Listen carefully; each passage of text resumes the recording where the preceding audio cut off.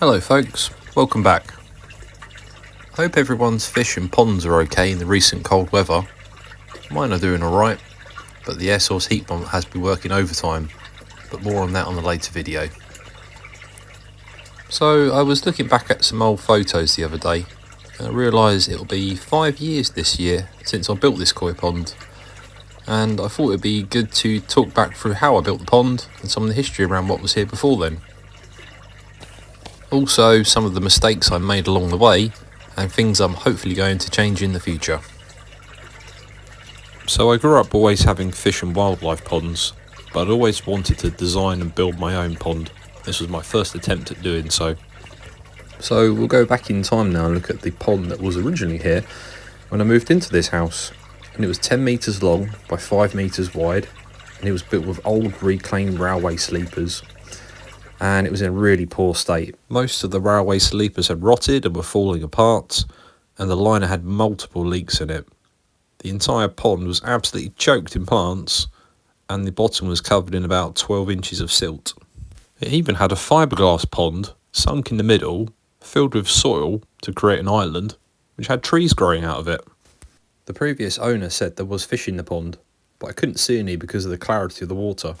So I set about cutting back the plants, dredging the silt, and I put some new capping wood around the pond to make it look more attractive. I still wanted to be able to see the fish in the pond, so I added some filtration in the shape of a multi-bay filter, a Cockney Koi 12,000, and a giant vortex filter. I had a 10,000 litre an hour pump sunk in the pond that was pumped up to this vortex and then down through the multi-bay back into the pond. And that worked. I was able to see the fish in the pond. I realised there was hundreds of goldfish and rudd in the pond, and one large ghost carp, who we saw earlier, still lives in the pond today. This all worked quite well for a while, but I still wanted to improve the filtration on the pond. So I added another Cockney Koi multi-bay filter, this time an 8,000, which I turned into a moving bed with K1 media. But despite all this added filtration, the pond was still an absolute nightmare to maintain and keep clean, and required several hours each week cleaning filters, hoovering up silt and cutting back plants. With the pond largely being very shallow, it was also a prime target for herons, who were a regular visitor to the pond. It was about this time as well that I became more interested in koi and researching koi pond builds, and I decided that was what I wanted for the pond in my garden. So, probably like a lot of koi pond owners in the UK, in the first COVID lockdowns for 2020, I decided to knock down the old pond and build a new one. First, I set up a temporary paddling pool, and I went about draining the pond and removing the hundreds of rudd and goldfish to place in there with some temporary filtration. Then I started cutting back all of the plants, dredging the silt, and also removing the island with its trees in the middle of the pond. I knocked down the old rotten railway sleepers and removed the perished liner to eventually get back to a clear canvas where I could design the pond. So I wanted the pond to be as large as possible within the space I had available. So I went for a pond of 6 metres by 3 metres with 1.5 metres deep. I then began the mammoth process of digging the entire pond out by hand. In total, I think I removed 24 cubic yards of earth to build this pond, most of that being heavy clay, which made the job even harder. By the summer of 2020 though, I had all the footings dug out and concrete delivered to pour into them. This is also where I made my first mistake when building the pond. I then had several hundred solid concrete blocks delivered and began the process of building the walls. This was my first time at laying block, and I quite enjoyed the process and certainly got better at it as I went along. I then started measuring out for the 2 4-inch aerated bottom drains and dug those out and channeled the tunnel under the wall into where the filter house would be.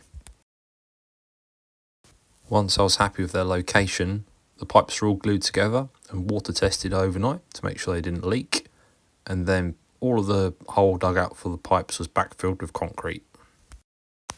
In the wall of the pond I built in a 4-inch gravity skimmer, and then by the end of that summer the pond walls were complete and included cutouts for returns to the pond. I then dug out the footings for the filter house and started building the walls. Also the sunken pit inside the filter house where my filtration would connect to the bottom drains. Next I added 30mm insulation boards to the inside of the pond walls above ground level and used sand to level out the base. It was at this point I made my next big mistake when building this pond.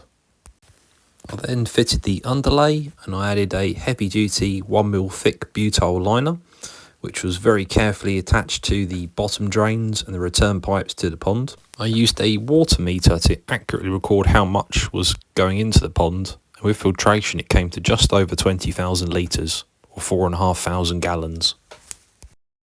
For filtration I purchased a second-hand Ultra Sieve 3, which was connected to the bottom drains, and then pumped up to the multi-bay filters, which I decided to keep at the time. By November 2020, it was time to return the fish I wanted to keep back into the new pond.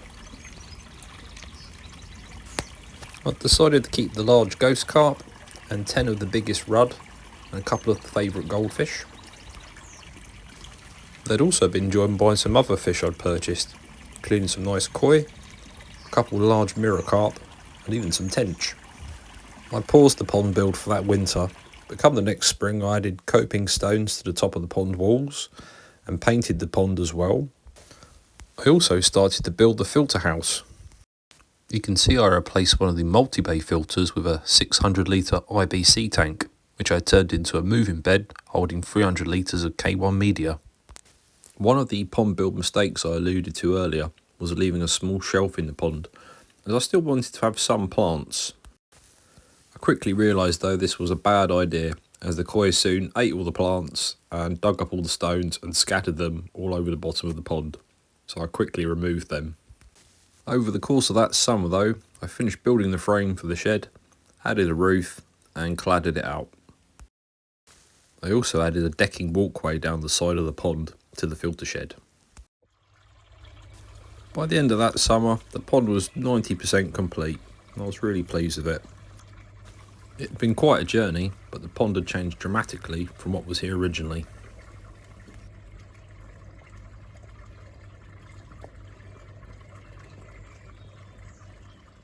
Since then, there's been a few changes in the filter house. The last multi-bay filter has been removed and replaced by the K Plus Advanced filter. I still have the Ultra Sieve 3, which does a great job.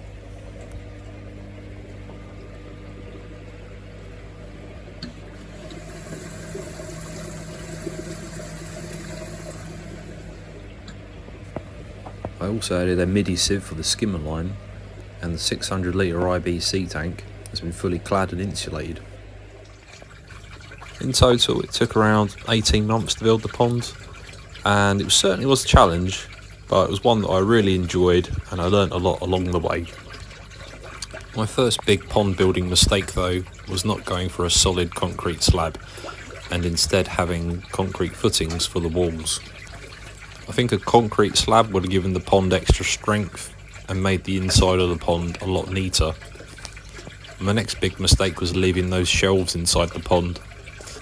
I think the pond I would like to build today, as I've progressed in the koi keeping hobby, is quite different from the pond I originally set out to build 5 years ago. It's worthwhile trying to future-proof your pond, particularly if at the design and planning stage.